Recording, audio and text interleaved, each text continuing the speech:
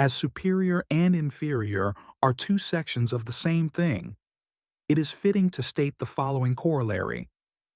Higher self, lower self are two aspects of the same dark and pluralized ego. The so-called divine self or higher self, alter ego, or something similar is certainly a trick of the self, a form of self-deception. When the ego wants to continue here and in the beyond, it deceives itself with the false concept of an immortal divine self. None of us has a true, permanent, immutable, eternal, ineffable self. None of us truly possesses a genuine and authentic unity of being. Unfortunately, we do not even have a legitimate individuality. The ego, although it continues beyond the grave, has a beginning and an end. The ego, the self, is never something individual, unitary, or whole.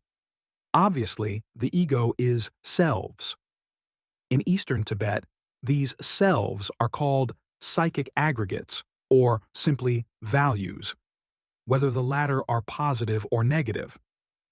If we think of each self as a different person, we can emphatically assert the following. Within each person living in the world, there are many people. Undoubtedly, within each of us live many different people, some better, others worse. Each of these selves, each of these people, fights for supremacy, wants to be exclusive, controls the intellectual brain or the emotional and motor centers whenever it can, while another displaces it. The doctrine of the many selves was taught in Eastern Tibet by true clairvoyants, by authentic enlightened ones. Each of our psychological defects is personified in this or that self.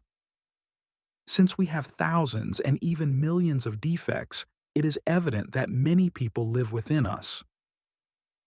In psychological matters, we have clearly seen that paranoid, egotistical, and mythomaniac subjects would never abandon the worship of the beloved ego. Undoubtedly, such people mortally hate the doctrine of the many selves.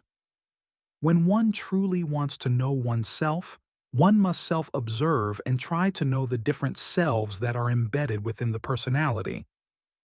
If any of our readers still do not understand this doctrine of the many selves, it is solely due to a lack of practice in self-observation.